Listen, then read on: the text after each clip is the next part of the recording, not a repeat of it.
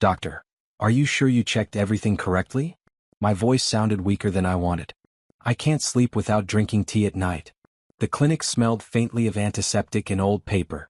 The doctor sat across from me, fingers folded calmly on his desk while the second hand of a small silver watch ticked quietly on his wrist. He studied me for a moment before asking a strange question. Does your wife prepare your tea every night? I frowned, surprised. Yeah, I said slowly. Every night before bed. My name is Adrian Hale, I'm 33. And if you think you know how this ends, stay tuned. The doctor leaned back in his chair. His voice dropped slightly. My advice, he said quietly, tonight, don't drink anything she makes. For a moment I thought I misheard him. Why would you say that? I asked. He didn't answer directly. Instead, he slid my test results across the desk.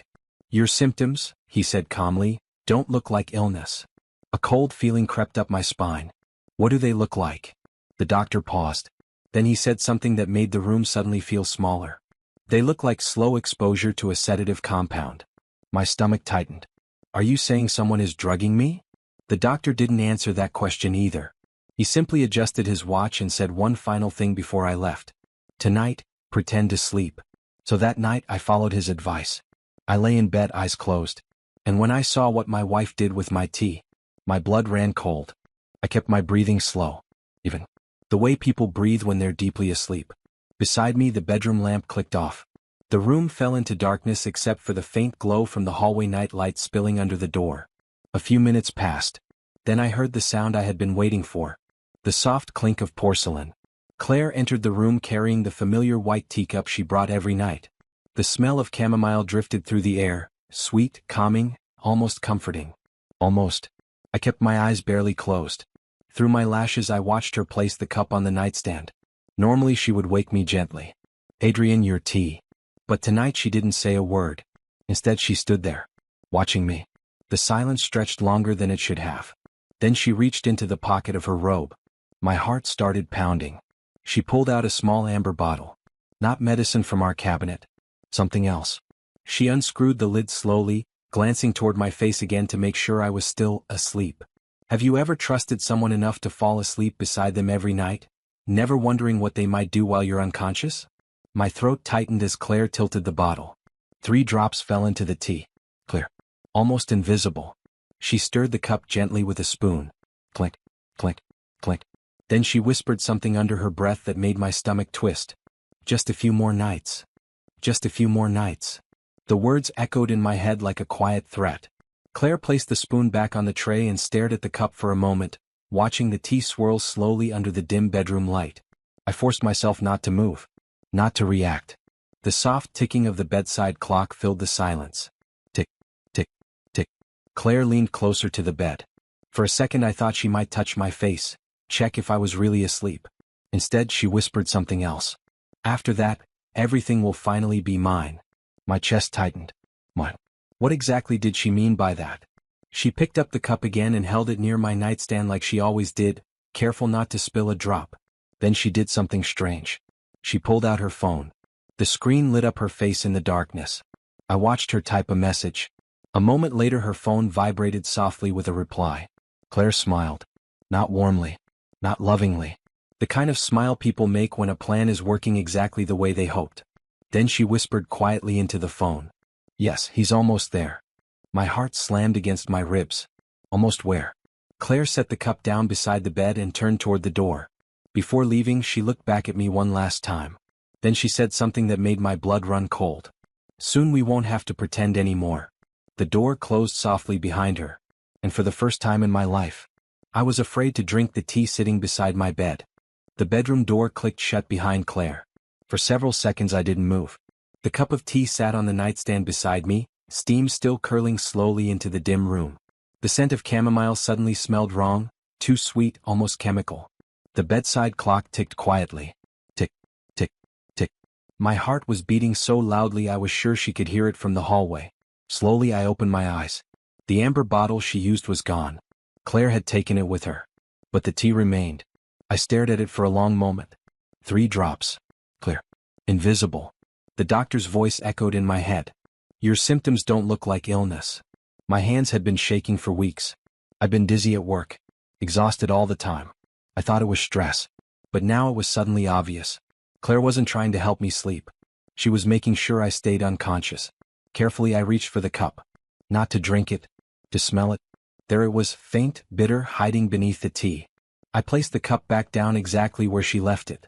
Then I did something Claire definitely didn't expect.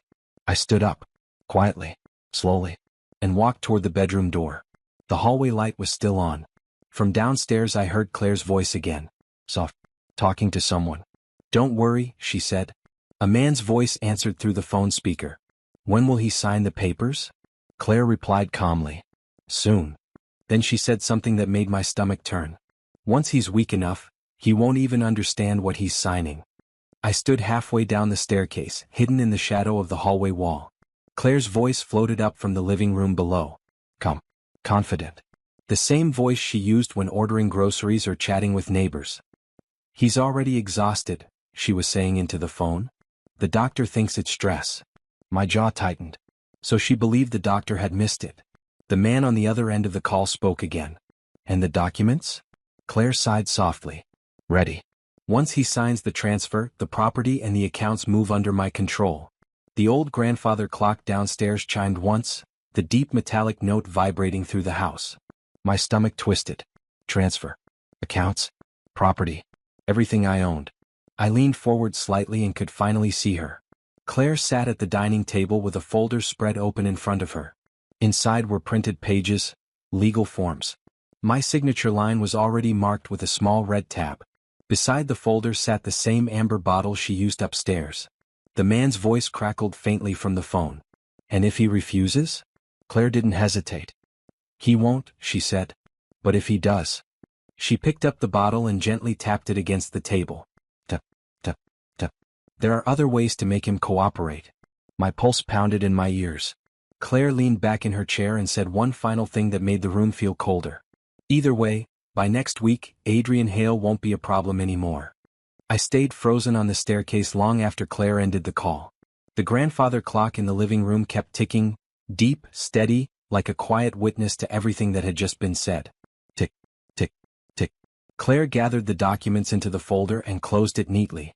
She moved with the calm efficiency of someone who believed the plan was already finished. She picked up the amber bottle and slipped it back into her robe pocket. Then she turned off the kitchen light and walked upstairs. Toward the bedroom. Toward me. I moved quickly but quietly, stepping back into the room and sliding into bed just seconds before the door opened. Claire entered softly. She glanced at me. Still asleep. Satisfied, she walked to the nightstand and picked up the teacup. My stomach tightened. The cup was empty. I had poured it into the sink earlier. Claire frowned. "That's strange," she murmured. Then she smiled. A slow, satisfied smile. "Well, good," she whispered. "You finally drank it." She leaned down and kissed my forehead gently. "Sleep well, Adrian." After she left the room again, I waited until the house went silent. Then I reached for my phone under the pillow. Earlier that evening, right after leaving the doctor's office, I had called someone. Not the police. A lawyer. Because the folder I saw downstairs? It wasn't the only paperwork waiting to be signed tomorrow morning. Morning sunlight slipped through the curtains, pale and quiet. Claire was already in the kitchen when I walked downstairs. The smell of fresh coffee filled the house, and for a moment everything looked perfectly normal. The breakfast table set neatly, the grandfather clock ticking calmly in the corner. Claire smiled when she saw me. "You're up early," she said. "I slept well." "Good," she replied, pouring coffee into a mug. "You looked exhausted yesterday." I nodded slowly and sat across from her. On the table was the same folder of documents I had seen the night before. Claire slid it toward me. "There's just some paperwork the bank needs," she said casually. "It'll help simplify things for us." I opened the folder. Property transfers. Account authorizations. Everything signed over to her. Claire placed a pen beside the papers. "All you have to do is sign right there," she said, tapping the red tab. For a moment I said nothing. Have you ever watched someone smile at you while knowing exactly what they plan to do to you? Claire folded her hands patiently. "Adrian," she said gently, "trust me. This is good for both of us." I nodded slowly. "You're right," I said. Then I turned the folder around. Because beneath her documents was another set of papers. Legal ones. Claire frowned. "What is this?" I slid them toward her calmly. "My lawyer calls it fraud documentation and attempted poisoning evidence." Her smile disappeared instantly. And right then, someone knocked on the front door. The knock at the door was calm. Not loud. Not rushed. Just 3 steady taps that echoed through the quiet morning. Claire didn't move. Her eyes were locked on the papers in front of her, the ones my lawyer prepared overnight. The documents included everything. The lab results from the doctor, the video I recorded of her adding drops to my tea, and the recording of the phone call I overheard from the staircase. The grandfather clock ticked slowly behind us. Tick, tick, tick. Adrian, she whispered, her voice thinner now, you're misunderstanding all of this. I didn't answer. The knock came again. Claire looked toward the door, then back at me. You wouldn't actually do this, she said. We're married. I slid the folder toward her. Exactly, I replied quietly. Which is why I gave you the chance to stop. Her hands trembled slightly as she opened the evidence pages. The printed transcript of her conversation was highlighted in yellow. By next week, Adrian Hale won't be a problem anymore. The third knock came. This time the door opened. 2 officers stepped inside, followed by a man in a gray suit, my lawyer. Claire's chair scraped loudly against the floor as she stood. This is insane, she said. One of the officers calmly placed handcuffs on the table. Claire Hale, he said, you're under arrest for attempted poisoning and fraud. The clock ticked again. And for the first time in weeks, I finally slept peacefully that night.